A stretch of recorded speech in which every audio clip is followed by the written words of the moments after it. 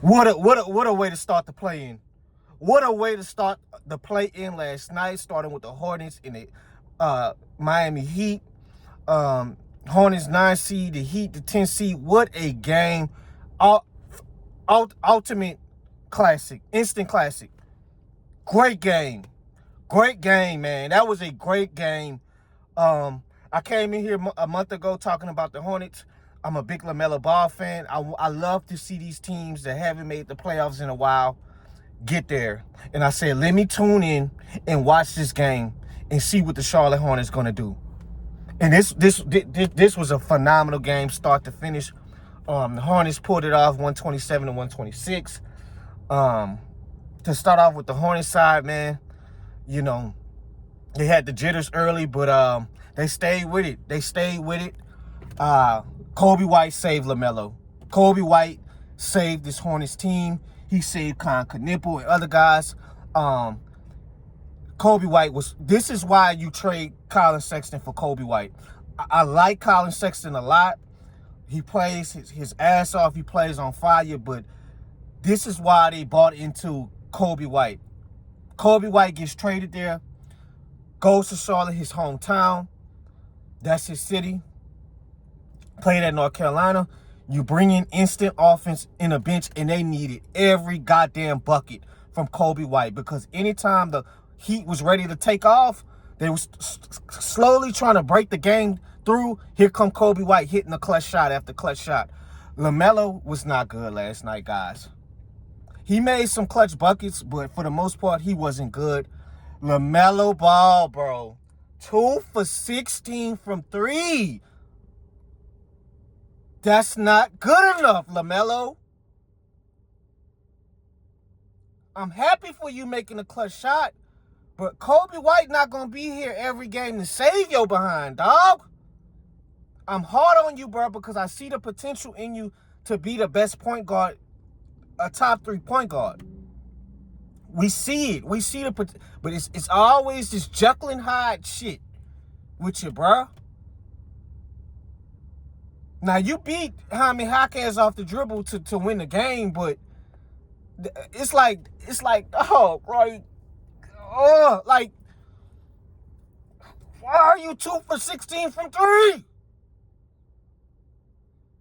Guys, anytime you have 30 points and you're 2 for 16, don't you think that, if I look at the game, I'm beating guys off the dribble, I'm hitting floaters, I'm getting easy layups because I know they can't guard me, I'm getting to the free throw line. How about I stop taking all these threes and just focus on getting teammates involved and getting in the mid-range and getting in the paint, driving for layups. Now, just imagine if Coby White was not that efficient from 3 and went on a generational run from the 3-ball. And then you turn the ball over in crunch time, in overtime. I'm going to get back to that real quick, but I was not happy with him with the shot taking, man, because it's just do or die. Do or die. When it works, you're a hero. When you're not, villain. You're a villain. It wasn't. I just want him to be consistently better throughout the game. The way Davion Mitchell on the other side had 28 points. Davion he plays very productive basketball, defending at a high level. And he came out and had a great game, 28 points. Out of all the games, I know the Hornets fans like, bro, out of all the games, Davion Mitchell come out and hoop like this. He does everything well for the Heat. He don't do too much. He just play his role. And he came out hot. He really did. You know, and even with the dirty play early in the game with Bam Lamelo, that was a dirty play, brother. You can't trip the man. The man and fell on the back of his tailbone, left the game. Dirty play. Eric Spoelstra was pissed after the game. They didn't even review it for flagrant. I don't think he probably would have been ejected, but he definitely would have got a flagrant. Small stuff can change a game like that, guys. Very dirty play. Lamelo, you know better than that, bro. You wouldn't want Bam doing that to you. You'd be ready to fight. This was a great game. Let's look at some other numbers from guys. Brandon Miller, 23 points. He got in early foul trouble, but he picked it up late in the game. He hit some clutch shots, too, to keep the game close and take leads as well. And who else we got? Khan was terrible, man. Guys, if y'all don't know Khan Knipple, he's been in a little slump even prior to this game with his shooting. He's been in the slump, guys. He was 2 for 12.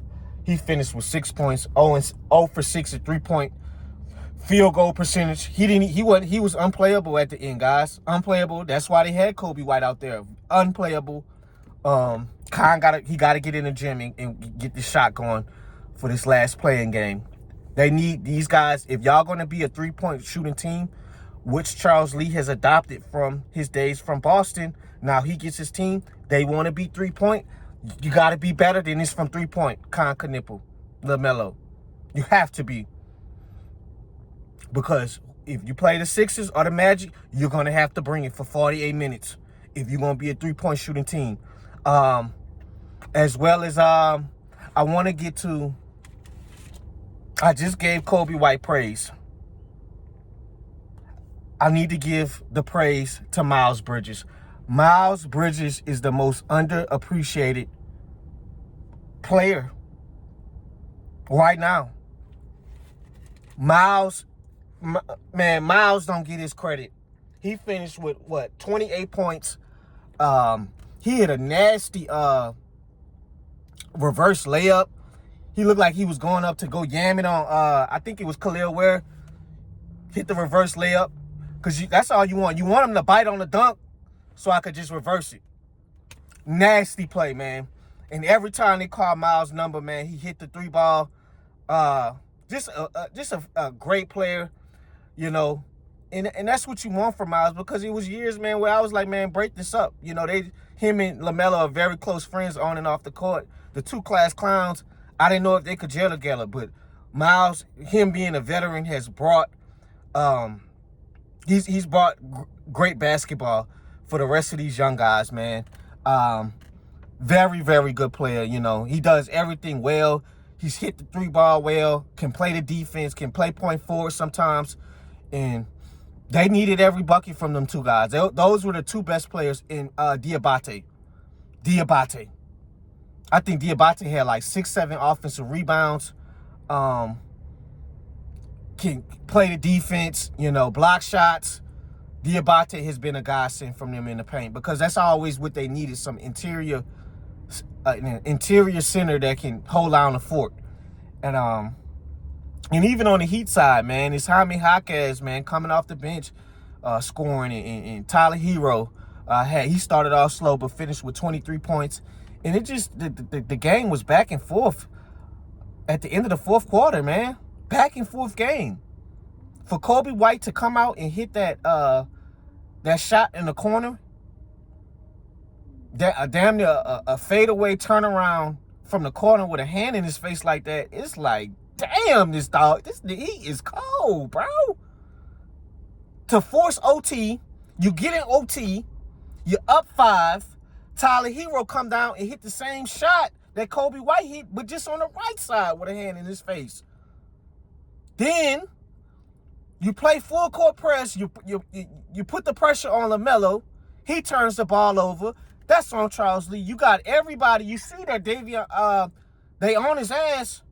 I can't remember who was on his ass and bringing the ball up, but have Sion James or somebody else out there so he could give them the ball. But you got him throwing the ball all across the court. It's like, of course you're gonna turn the ball over. You always want to have your another guard down there in that position where it's just not a one man trying to bring the ball up the court.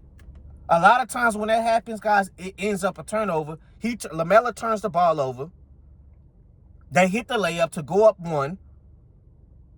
The Heat go up 1. And then Charles Lee calls a number for LaMelo. LaMelo beats Jaime Jaquez off the dribble. Game over. Game over. Great game, man. Phenomenal game. Instant classic. I am proud of the Hornets, man. I'm proud of this team. And I know, guys, y'all probably, why you ragging on Melo? Sid, it's just, you know, I just want him to be better, man. Just take better shots. just take better shots, man. We ain't got to launch all night from three because, like I said, it's not every time that, you know, Kobe's going to have a generational run. That was a one-in-a-lifetime how hot he got.